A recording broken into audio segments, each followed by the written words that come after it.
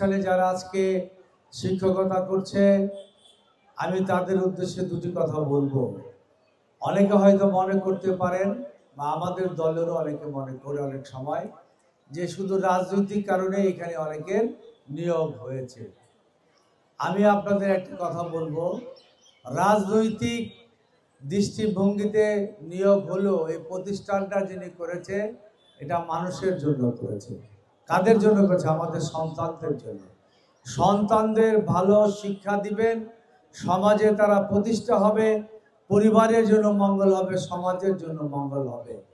আপনি রাজনীতি করবেন, এটা আমার কাছে কোনো দোষের বিষয় না, বাট সেটা এই প্রতিষ্ঠানের মধ্যে করেন না।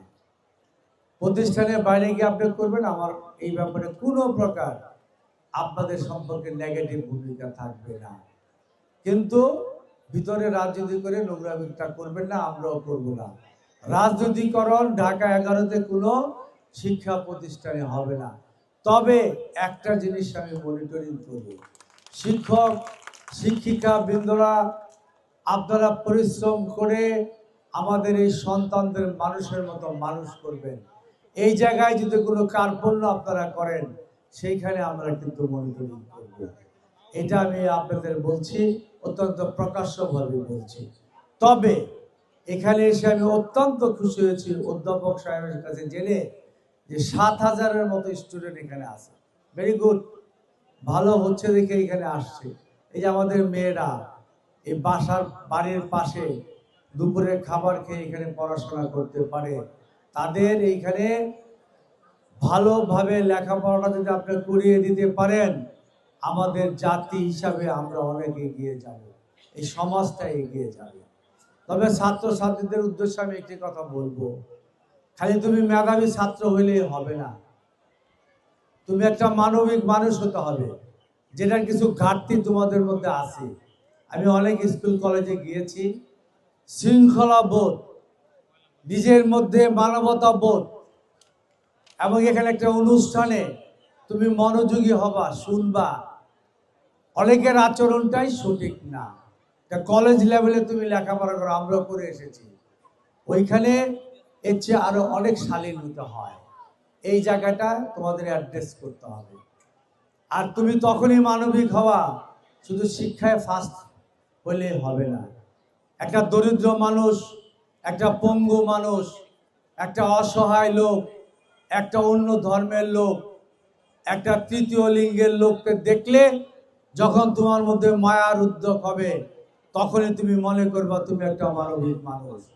এটা চেষ্টা করবা সৃষ্টি করতে। তোমার বন্ধু বান্ধব, শিক্ষক শিক্ষিকার সাথে কি ব্যবহার হবে, এটা শিখতে হবে, জানার চেষ্টা করতে হবে।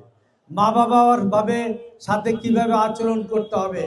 সমাজে তুমি শিক্ষিত মানুষ, কলেজে পড়ো, তোমার আচরণে অন্য একটা অশিক্ষিত লোকও যাতে পরিবর্তন হয়।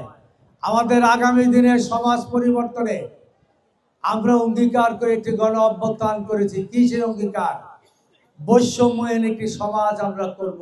2001 থেকে 2006 পর্যন্ত মেয়েদের শিক্ষায় বিনা বেতনে করেছিল সরকারিভাবে, কোনো মেয়ের শিক্ষার বেতন দিতে হতো না, এবং প্রাইমারি সেকশনের খাদ্যের বিনিময়ে শিক্ষা। দরিদ্র সন্তান বা আমাদের অনগ্রসর সমাজের সন্তানরা যাতে লেখাপড়ার পাশাপাশি মাসের শেষে খাদ্য নিয়ে যেতে পারে বাসায়, ড্রপ আউট না হয়, অভাবের তাড়নায় লেখাপড়া করতে না পারে, সেই জন্য খাদ্যের বিনিময়ে শিক্ষা, এগুলি আবার চালু হবে। মহিলাদের ভাগ্য উন্নয়নের জন্য রেশন কার্ড, ফ্যামিলি কার্ড, স্বাস্থ্যসেবা, বিধবা ভাতা এবং আপনার কৃষক ভাতা, অসংখ্য কল্যাণমূলক কর্মসূচি আছে। আমি বিশ্বাস করি আগামী দিনে আপনারা আমরা যদি ধানের শীষে ভোট দেন, বিএনপি সরকার গঠন করে তারেক রহমানের নেতৃত্বে আগামী দিনে আমরা একটা বৈষম্যহীন উন্নত কল্যাণ রাষ্ট্র প্রতিষ্ঠা করব ইনশাআল্লাহ। ঢাকা 11 আসনে সকলে মিলেমিশে উন্নয়ন করব। আপনারা আমাকে সহযোগিতা করলে আমি যদি আপনাদের ভোটে নির্বাচিত হতে পারি, আপনাদের